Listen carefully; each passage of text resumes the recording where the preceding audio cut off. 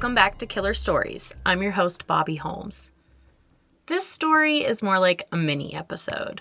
My family and I are traveling back to my hometown in Pennsylvania, and I'm honestly shocked I got anything podcast related done.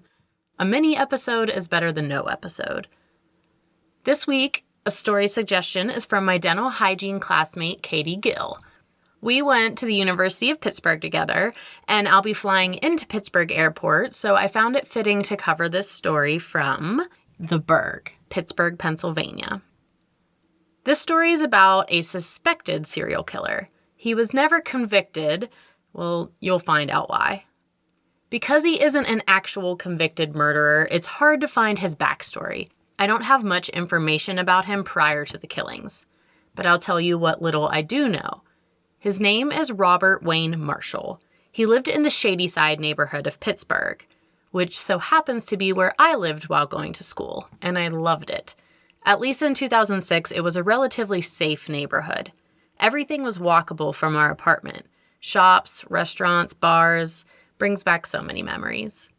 But anyways, back to our murderer. An article from the Beaver County Times stated that Robert was a self-proclaimed neo-Nazi vampire. I'm trying to understand if he's a vampire preying on neo-Nazis or a vampire who is a neo-Nazi. I'm guessing the latter. He was described wearing his hair in a crew cut and more often than not would be wearing military camouflage. That's literally all I've got on our suspected murderer. So let's get to the real focus of the story, the victims. It all started December 27th, 1998, when a severed head was found in a dumpster in North Versailles Township Shopping Center, which shares its name with the French city Versailles, but in Pittsburghese, we pronounce it Versailles. It was placed inside of a garbage bag. A man discovered it while looking through the trash for cardboard. He phoned police immediately, and they thought this had to be a misunderstanding. Probably a leftover Halloween prop or just a mannequin. It's never a mannequin. So Police Inspector Floyd Nevling followed up on the call. Sure enough, it was an actual human head severed at the neck. It was not a cut made with precision. This was messy. Closer inspection revealed that the lower jaw had been removed. 2 days later, a portion of lung was found in Whitaker. This is about 10 miles north from where the severed head was found. It was discovered by a black lab named Molly. She was sniffing around her backyard and followed a scent over to the neighbor's bushes. Her humans walked over to see what she had found. They weren't sure exactly what it was, but had heard about the severed head. It was all over the news. They called it into the local police. Investigators speculated they were from the same victim, but didn't yet have confirmation. The homeowners where the lung was found both had solid alibis. 5 days after the lung discovery, 4 miles west in the borough of North Braddock, a lower jaw with teeth attached, a tongue, and small intestine were found wrapped in a bag and placed into a dumpster. Versailles, Whitaker, and North Braddock are all boroughs of Pittsburgh. If these body parts were all from the same person, someone is scattering them through the city. People started calling into the police left and right reporting body parts. But this is Pennsylvania where just about everybody hunts. Most of the tips called in were ruled out as animal parts, not human. Remind me never to go dumpster diving. The amount of people discovering random body parts, animal or human, is disturbing. It turns out that the head, lung, lower jaw, tongue, and intestine did belong to the same person, 22-year-old Anthony Makowsky. An autopsy was done on what parts they did have. His intestines showed a barbiturate drug present. Barbiturates act as a central nervous system depressant. At one point, they were commonly used for anxiety, hypnotics, and as an anticonvulsant. They can be addictive and are easy to overdose. Because of this, doctors have switched to safer options for anxiety, but is still used for a treatment for epilepsy. But even if Anthony had overdosed, he definitely didn't cut his own head off and drop his body parts around town. More than likely, someone used this as a sedative to drug him. With only a small portion of Anthony's body found, the actual cause of death could not be determined. Even though his body was dismembered, without a cause of death, this case cannot be ruled a homicide. Anthony Makowsky was from the north side of Pittsburgh. He found himself in trouble with the law a few times in his adolescence, spending some time in juvenile detention centers. Once he was 18, Anthony became more like a drifter. No one really knew where he was staying most of the time. But he did show up for family dinner on Christmas Eve, 1988. And that was the last time Anthony was seen by his family members. He was seen that night drinking inside of a bar in the neighborhood of Lawrenceville. Anthony was known to abuse alcohol. Witnesses reported him drunk as a skunk at 2 a.m., fistfighting with people, usually his brothers, in the middle of the street.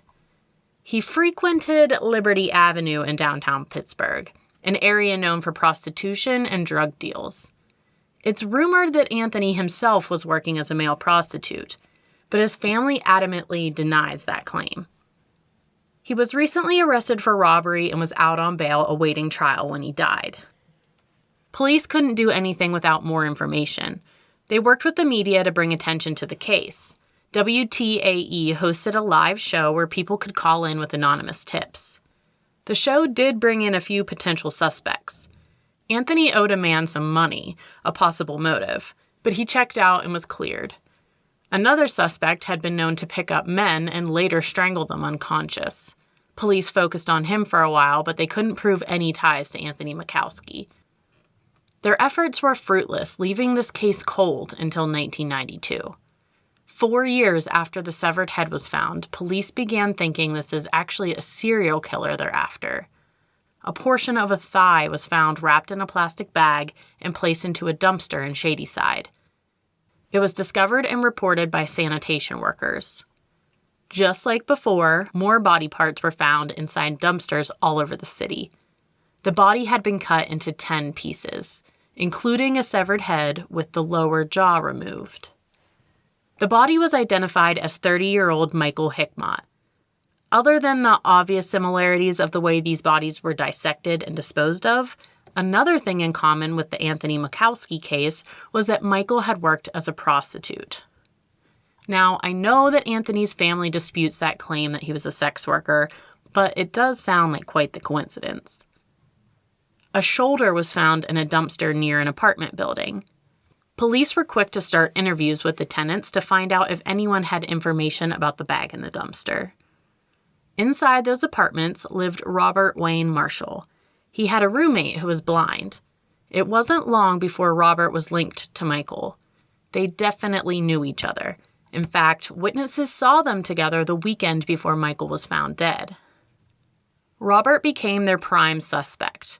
The fact that they were seen together prior to the murder and that the body part was found near his apartment was enough to bring him in for questioning.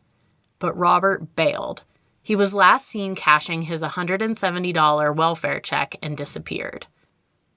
May 6, 1992, an arrest warrant was issued for Robert Wayne Marshall. 2 days later, a friend of his received a letter. It was from Robert stating that he was going to kill himself. He said, quote, "I wish I could convey to you how unhappy and confused my life is. By the time you read this, I will have left this earth," unquote. He included $179, probably every cent left to his name, and asked his friend to collect his things from his apartment. I'm having a hard time finding the details about his death. I don't know where or how he committed suicide. However, the circumstances of this arrest warrant ending in him killing himself makes it seem like he is responsible. With so little of Anthony Makowsky and Michael Hickmott's bodies found, about 15%, neither case had a determined cause of death. No DNA left behind to help lead investigators to who did this. And now their prime suspect is dead, unable to be questioned. Police speculate whoever did kill these men had killed before. Dismembering bodies is gruesome. They found it doubtful that someone without a history of killing would jump straight to something so horrific. What do you guys think? Does Robert Wayne Marshall sound like the killer? What would be the motive? Do you think he's killed before?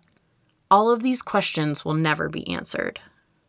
If he is the killer, unless new evidence is somehow brought to light, we'll never find out the truth.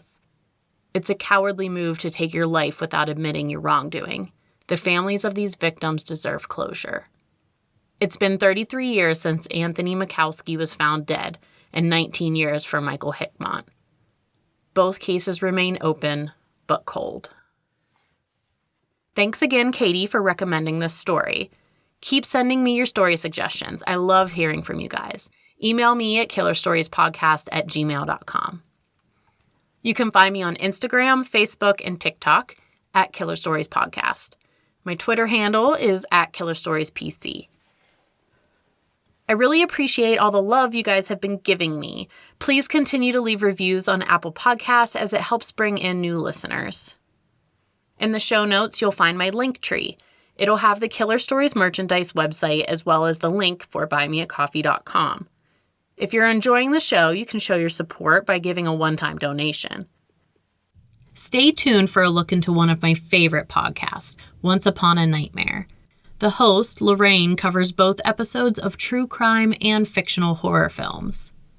I'm actually scheduled to record with her in May to discuss The Ring, both the original Japanese version and the American remake, and I can't wait. Thanks for listening. Until next time, this has been a killer story.